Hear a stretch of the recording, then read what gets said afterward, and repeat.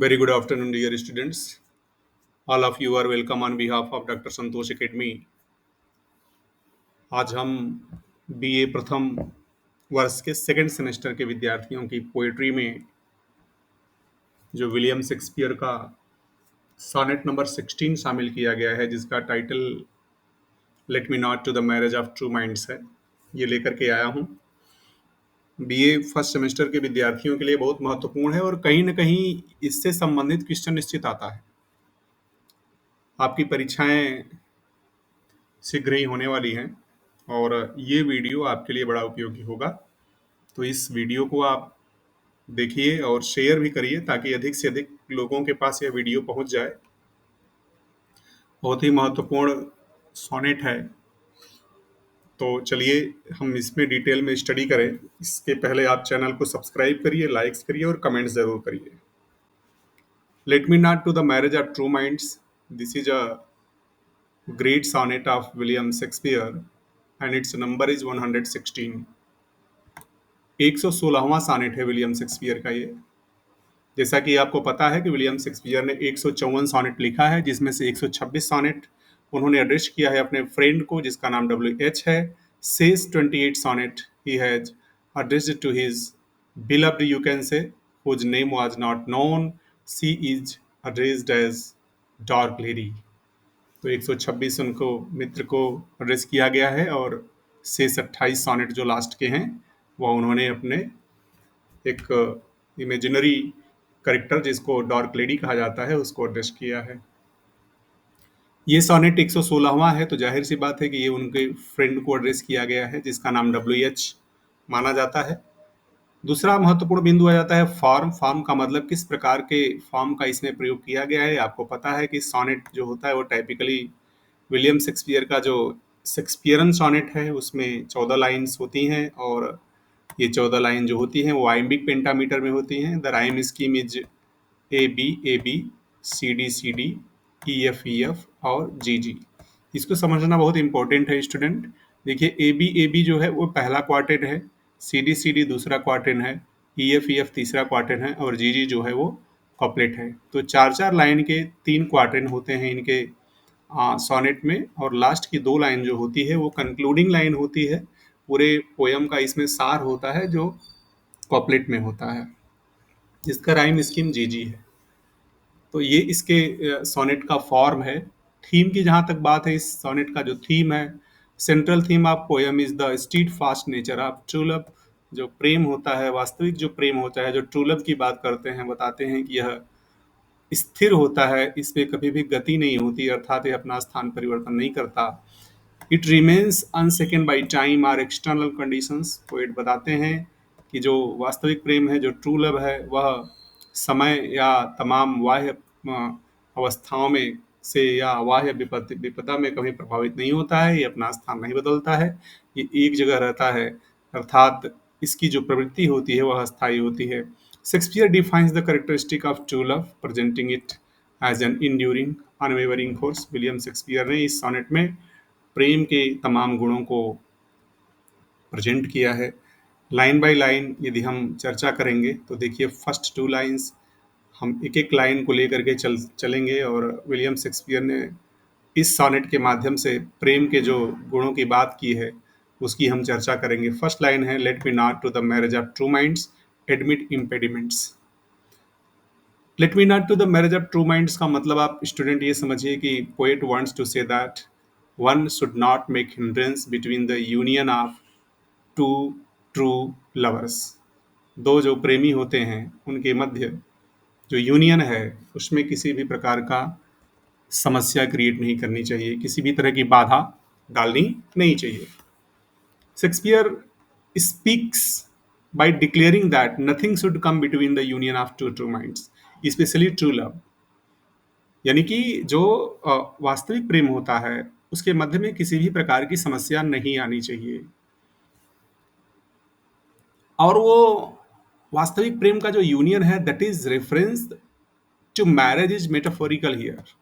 ये जो मैरिज की बात की है ये मेटाफोरिकल है, मैरिज मीन्स यूनियन है यहाँ पे, है ना, मेटाफोरिकली प्रेजेंट किया है इन्होंने। Focusing on the union of hearts and mind, यानी कि जो नॉट नेसेसरली अ लीगल और सोशल कॉन्ट्रैक्ट। ये जो आवश्यक रूप से बात की गई है वास्तविक प्रेम की, इस वास्तविक प्रेम में किसी भी प्रकार की बाधा नहीं होनी चाहिए, उसको होने देना चाहिए। Metaphorically poet has told that marriage is a you can say the union of true lovers. So one should not make hindrance, or anyone should not make hindrance between the union of two true lovers.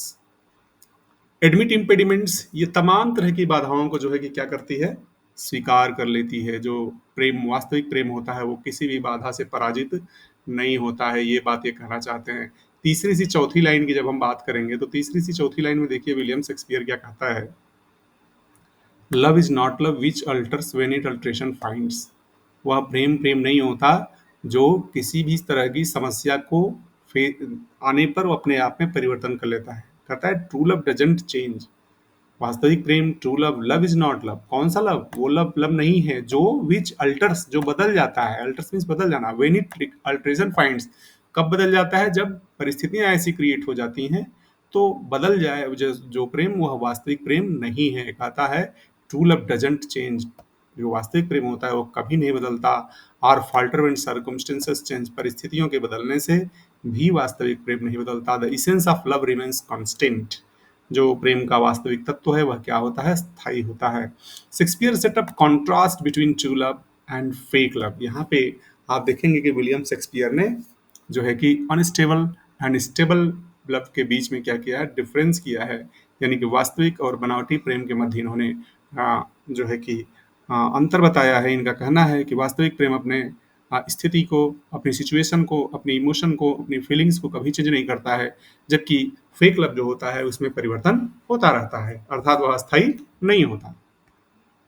इसी प्रकार से पांचवी से छठवीं line जो है, or bends with the remover to remove और no it is an ever fixed mark.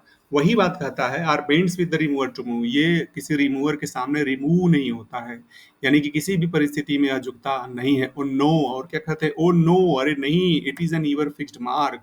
ये झुकने वाला कंडीशन नहीं है, ये झुकने वाली स्थिति नहीं है, ये झुकने वाला स्टेटस नहीं है। This is ईवर fixed mark. ये हमेशा फिक्स होता है। जिस प्रकार से ध्रुव तारा अपने स्थान को, ईवर फिक्स्ड मार्क का मतलब ध्रुव तारा से है, इस प्रकार से ध्रुव तारा अपनी पोजीशन को कभी नहीं चेंज करता है, उसी प्रकार से वास्तविक प्रेम की पोजीशन में परिवर्तन नहीं होता।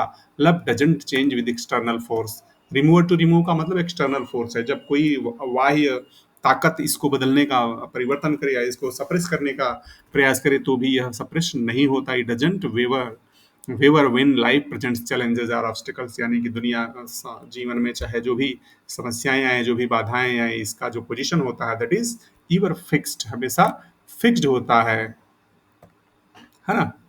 और क्या करता है ईवर फिक्स्ड मार्क? क्या करता है ईवर फिक्स्ड मार्क? जो है कि भूलों को रास्ता दिखाता है, खासतौर से समुद्री यात्रियों को। देखिए 9वीं से 10वीं लाइन जो है, ये 7वीं से 8वीं लाइन में वो बताते हैं कि क्या करता है ईवर फिक्स्ड मार्क का रोल क्या है, यानी कि वास्तविक प्रेम का क्या रोल है। बताते हैं, that looks and tempest and is never second, it is the star to every wandering mark. True love की बात क्या करते हैं? Love remains unaffected by storm और ट्रायल्स। यानी कि प्रेम ऐसी स्थिति है, प्रेम ऐसी अवस्था होती है, वास्तविक प्रेम ऐसी अवस्था में होता है कि कितनी भी आंधी तूफान या कितनी भी परिस्थितियां आए, किसी भी परिस्थिति में यह क्या होता है? सेकंड नहीं होता, अर्थात यह अडिग रहता है, कभी भी इसके स्थिति में परिवर्तन नहीं होता। ये Tempest and is never second that looks, इसका मतलब है कि जीवन में जो भी समस्याएं आए, कोई भी समस्या प्रेम की स्थिति को परिवर्तित नहीं कर सकता।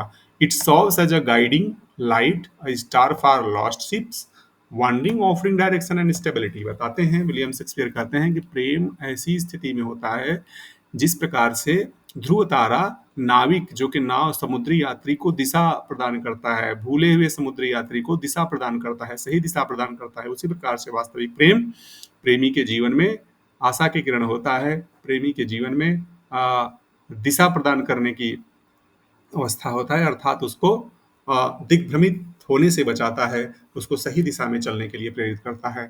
9वीं से 10वीं लाइन में आते हैं, कहता है whose words unknown although his height be taken, love is not time's fool though rosy lip and cheek. बात करता है कि true love is priceless and timeless. Worth, worth का मतलब मूल्य है, हुज वर्थ इज अननोन, इसका जो मूल्य है वो क्या है, अननोन, मतलब इसका प्राइस नहीं लगाया जा सकता। Although his height be taken, और क्या कहता है, idea of measuring love's worth suggest that love can not be quantified by age or superficial beauty. और कहता है हिज हाइट बी टेकन, इसकी ऊंचाई जो है, इसकी जो अवस्था है, उसको कभी भी मेजर नहीं किया जा सकता, उसको कभी मापा नहीं जा सकता। और क्या कहता है, love is not time's full, समय जो होता है वह प्रेम को नष्ट नहीं कर सकता। समय बहुत ही पावरफुल कंडीशन होती है। समय प्रत्येक वस्तु को, since brass nor store non boundless sea, William Shakespeare का सोनेट नंबर 66 है, जिसमें वो बताते हैं कि since brass nor stone nor boundless sea, since brass, brass का मतलब हार्ड मेटल होता है, स्टोन क्या है, हार्ड है, बाउंडलेस सी, बाउंडलेस सी का मतलब असीमित सागर है, सब कुछ है जो असीमित है, जो बहुत मजबूत है, जो मेटल है, वो भी समय के विनाशकारी प्रभाव के आगे क्या हो जाता है, नष्ट हो जाता है। लेकिन लव इज नॉट टाइम्स, लेकिन प्रेम समय के विनाशकारी प्रभाव के अंतर्गत नहीं आता। दो रोजी लिप्स एंड चिक्स, जबकि जो फिजिकल ब्यूटी है, रोजी लिप्स एंड चिक्स का मतलब क्या है, फिजिकल ब्यूटी है। फिजिकल ब्यूटी क्या होती है, one day it will be finished due to the destructive power of time, समय के विनाशकारी प्रभाव में यह नष्ट हो जाएगी। But love, love is never changed, love is never destructed, प्रेम कभी भी नष्ट नहीं होता है। तो ये आपका 9वां से 10वां का मीनिंग है। True love is priceless and time is the idea of measuring love's worth such that love can not be quantified by days और superficial, love is not victims of time, है ना। तो ये बताते हैं। अगली लाइन है 11वीं से 12वीं।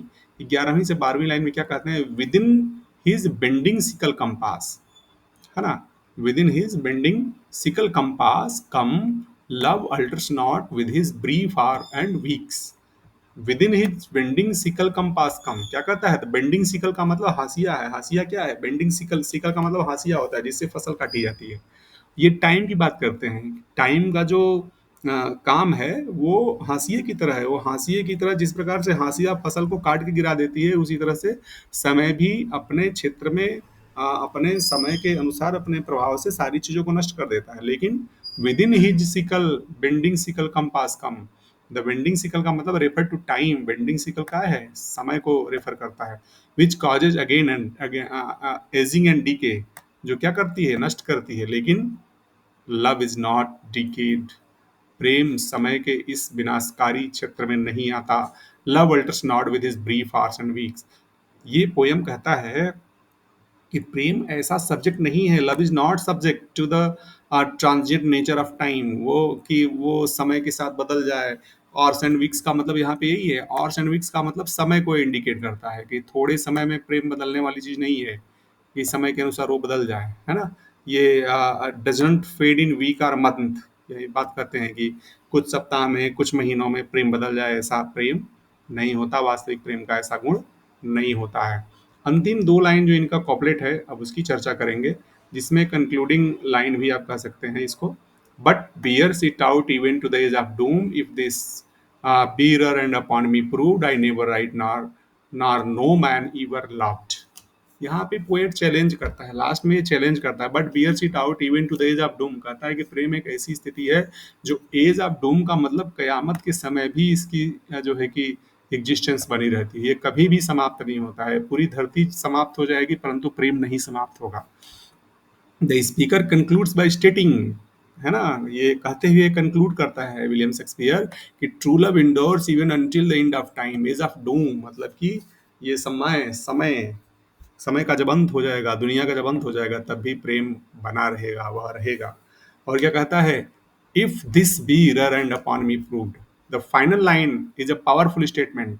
ये फाइनल लाइन जो है that is very powerful statement. इसमें स्टेटमेंट देता है विलियम शेक्सपियर, क्या स्टेटमेंट देता है, ही सजेस्टिंग, सजेस्ट करता है, क्या सजेस्ट करता है, if what he has said about love is proven wrong, ऊपर जो भी बातें उसने प्रेम के संदर्भ में कही है कि प्रेम अस्थाई है, कभी नहीं झुकता है, अगर ये सब बातें क्या हो जाती हैं, प्रूव हो जाती हैं, क्या प्रूव हो जाती हैं, कि ऐसा नहीं है, मीन्स ये सारी बातें डिसअप्रूव यदि हो जाती हैं, then neither he nor anyone else has ever truly love, तो कहता क्या है, I will never write nor no man ever loved, कहता है तो वह मान लेगा और लिखना बंद कर देगा। और वो मान लेगा, क्या मान लेगा, कि न तो उसने और न ही किसी ने कभी वास्तविक प्रेम किया है, और वह लिखना बंद कर देगा। Overall William Shakespeare is very confirmed, he is determined that the power of true love is beyond the time, is beyond the destruction, is beyond the physical world. Now, this was the explanation, brief explanation of this poem. Now we have to discuss some themes in very brief. बहुत संक्षिप्त में हमको इसके theme के ऊपर चर्चा करनी है। थीम में सबसे पहले देखिए ट्रू लव है। ट्रू लव की क्या बातें हुई हैं हम लोगों ने पूरा चर्चा किया ही, फिर से हम इसको देख लेते हैं थोड़ा सा, है ना। ट्रू लव की बात है। दूसरा टाइम्स एंड मॉर्टलिटी की बात है। शेक्सपियर ने डिस्क्राइब किया है कि ट्रू लव क्या है ना। वो unwavering, constant, unaffected by external changes, time or age, है ना। ये हमेशा स्थायी रहता है। टाइम एंड मॉरलिटी की ही बात की है। Mortality, the sonnet contrast the fleeting nature of the time with the eternal nature of true love, है ना। समय के विनाशकारी प्रभाव और प्रेम की अमरता की बात किया है इसने। इंड्योरेंस एंड परमानेंस, समय के अस्थायित्व और true love is linked, likened to a permanent unshaken force like a lighthouse or a star.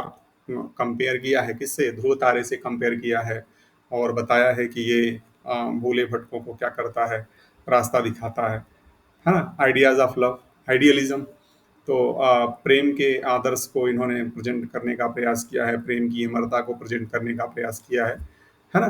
तो ये ये चीज़ें यहाँ पे हैं। लिटरेरी डिवाइसेस की जहाँ बात है तो इसमें मेटाफर, फिगर ऑफ स्पीच है। मैरिज ऑफ ट्रू माइंड्स क्या है? ये मेटाफर है, आप हमेशा ध्यान दीजिए, पहली ही लाइन में है, ठीक है। ईवर फिक्स्ड मार्क, ये क्या है? Star to every wandering bark, ये भी मेटाफर है, comparing love to a guiding unshakable force. तो इसमें ईवर फिक्स्ड मार्क जो ध्रुव तारे से इन्होंने सीधे ईवर फिक्स्ड मार्क कर दिया है, तो ये क्या है? मेटाफर है। Star to every wandering bark, ये भी मेटाफर है।